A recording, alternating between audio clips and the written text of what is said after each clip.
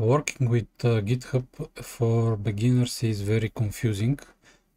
So on this diagram I want to show you only the basic things related with how to create a GitHub repository and how to upload changed files to this new created GitHub repository. Now the diagram. GitHub give you option to store your projects based on user email and username. The first step is to create empty repository, and this can be happened from the browser or from your local computer, laptop or virtual machine.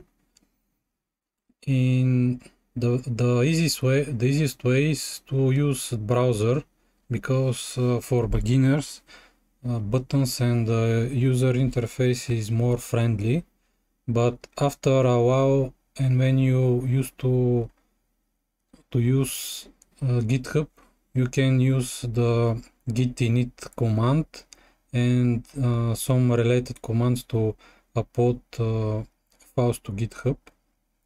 So the first step when we create the empty repository is done, and the second step is to go to your machine and clone the repository. In these days, instead of command line commands, for example Visual Studio Code give you the nice user interface and easy clickable buttons to do this, and I'm gonna create another separate video for these steps. When you clone your repository,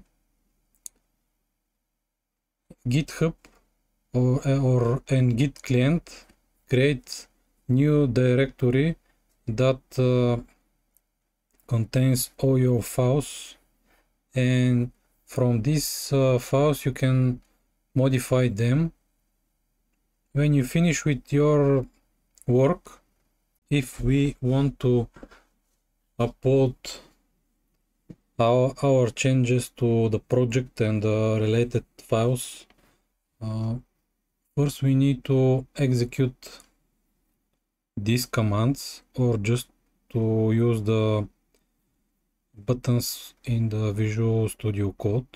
First we add all files, then we write some message related with this commit, and then we check, do we have new version of files on the GitHub page and our project. These changes are pulled so that we use this pull command, and changes are merge or join.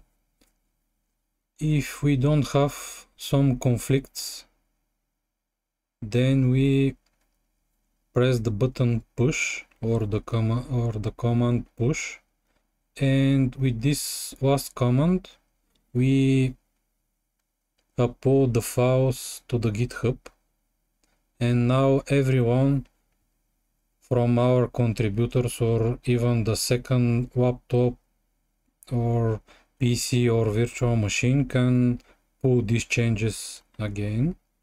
I'm gonna create this, and the project by this way can be distributed across many machines and contributors. I think this explanation is enough for the start, how to understand how GitHub works and how to use Git commands. Maybe in the future I will create another videos related with more advanced topics related with the GitHub and the Git commands. Thank you for your watching.